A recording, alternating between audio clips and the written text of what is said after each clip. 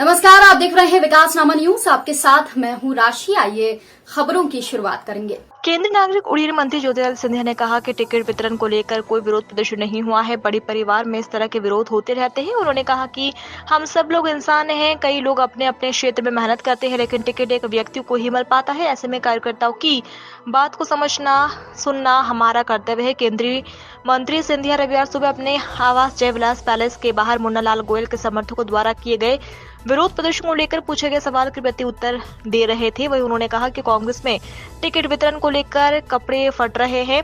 ए form की जगह B form दिया जा रहा है। वहां शीर्ष नेताओं में घमासान है। कांग्रेस को दलित और पिछड़ा विरोधी बताते हुए मध्य प्रदेश में कभी भी कांग्रेस ने एक ही मुख्यमंत्री पिछड़े वर्ग से नहीं बनने दिया, ये बयान उन्होंने दिया।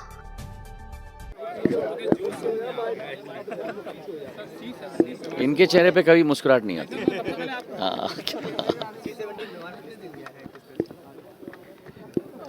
मुझे उसकी अभी सूचना नहीं है, मैं तो चुनाव के इसमें लगा हूँ। पर प्रधानमंत्री जी की यही सोच और विचारधारा है कि हमारे जितने भी भारतीय नागरिक हैं उनको वापस सुरक्षित लाने की उनकी सोच और विचारधारा है। इस सूचना पे मेरी पूरी जानकारी नहीं है, मैं तो चुनाव प्रचार पे लगा हूँ। अखिलेश यादव ने कहा है कि कांग्रेस को अब जातिगत जनगणना की याद आ रही है क्योंकि उन्हें पिछड़ों की वोट की जरूरत है। पर ये तो प्रधानमंत्री जी, गृह मंत्री जी, हम सब लोग पिछले 4 महीने से कह रहे हैं। जिस कांग्रेस पार्टी ने सदैव जातिगत मतगणना का विरोध किया है, चाहे मंडल कमीशन के समय में, चाहे जब उसके पूर्ण रूप से क्रियान्वयन किया था वीपी सिंह जी के समय में, पूर्ण रूप से कांग्रेस ने विरोध की। पिछड़े वर्ग का सदैव विरोध किया है।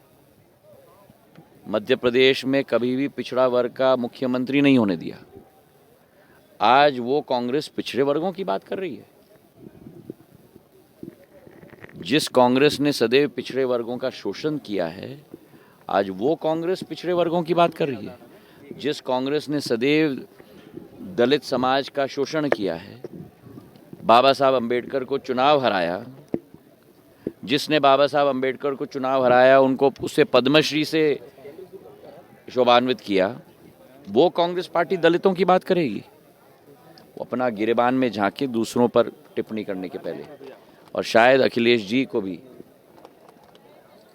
देर हुई, पर अंधेर नहीं, पर अंत में जागरूकता उनमें भी पैदा हो गई कि कांग्रेस की असली चेहरा क्या है। और जो अहंकार कांग्रेस में है, जो दूसरे नेताओं के बारे में ऐसी बात करती है, अब समय आ चुका है। 17 नवंबर में मध्य प्रदेश की जनता भी कांग्रेस को सबक सिखाएगी।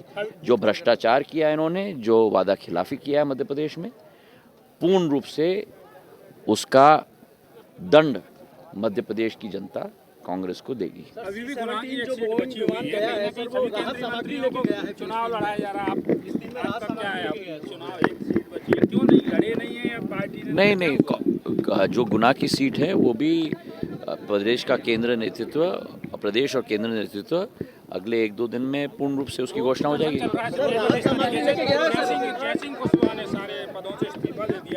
देखिए, जो अभी विरोध प्रदर्शन हुआ, नहीं, विरोध प्रदर्शन नहीं हुआ।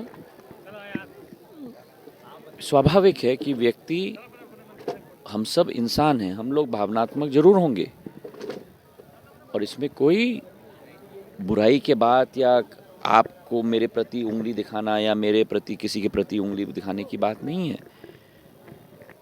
आखिर में टिकट एक ही व्यक्ति को मिल पाता है। सभी लोग परिश्रम करते हैं,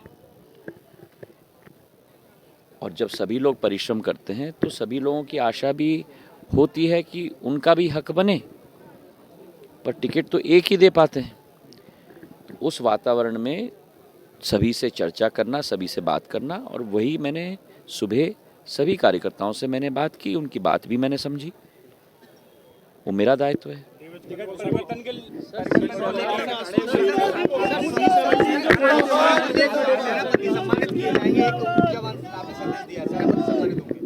होना चाहिए। जो हमारी कार्यकर्ताओं की पार्टी है, जो कार्यकर्ता सर्वश्रेष्ठ नतीजा दे, उसका सम्मान जरूर होना चाहिए। और ये मैंने अध्यक्ष जी को निवेदन किया है। अब अंत में अध्यक्ष जी ही जिले में शीर्ष नेतृत्व हैं, वो निर्णय करेंगे। और एक विचारधारा है हमारी कि इस तरीके से हम लोग हमारे कार्यकर्ताओं का मान सम्मान जरूर हम लोग कर पाएंगे। अब मैं जहाँ गया हूँ मैंने वहाँ जरूर कहा है, जो मैंने कहा है मैं अगर अध्यक्ष जियों को, अभय जी ग्वालियर के अध्यक्ष हैं, बाकी अध्यक्ष जियों को भी अगर स्वीकार हो तो ये कार्यक्रम हम जरूर करेंगे। कांग्रेस में तो अंदर विरोध है, बाहर विरोध है, ऊपर विरोध है, नीचे विरोध है, चारों तरफ से विरोध ही विरोध है। और तो और क्या, कांग्रेस के दोनों शीर्ष नेताओं में भी इतना विरोध है कि एक नेता कह रहा है कि दूसरे के कपड़े फाड़ो, दूसरा नेता कह रहा है कि ए फॉर्म बी फॉर्म आप देते हैं। तो आप ही अनुमान लगाओ, आप भी प्रजातंत्र के चौथे स्तंभ हो कि जिस पार्टी के अंदर इतना विरोध हो रहा हो, जिस पार्टी के अंदर कपड़े फट रहे हों, जिस पार्टी के अंदर शीर्ष नेताओं, दोनों उप मुख्यमंत्री और दोनों पूर्व मुख्यमंत्री, उन दोनों के बीच में यह घमासान चल रहा हो, भगवान ना करे, लेकिन अगर शासन की बागडोर इनके हाथों में आए तो आप लोगों का और मेरे प्रदेश के 9.5 करोड़ जनता का हाल क्या होगा। पीएम मोदी ने कहा बहुत मैं धन्यवाद अर्पित करना चाहता हूँ। जीवन भर कृतज्ञ हूँगा कि सिंधिया स्कूल के ऐतिहासिक दिवस पे 125वीं जयंती पर प्रधानमंत्री जी के कदम पड़े और सिंधिया स्कूल के इतिहास का नया अध्याय की शुरुआत हुई। और हृदय की गहराइयों से सिंधिया स्कूल के एक एक परिवार के सदस्य के, चाहे वो छात्र हो, चाहे वो अध्यापक हो, चाहे वो अभिभावक हो, चाहे वो पूर्व छात्र हो, सबके तरफ से 10, 12, 15 हज़ार जो हमारे परिवार के सदस्य हैं किले पर, मैं उनका कृतज्ञ हूँ और जीवन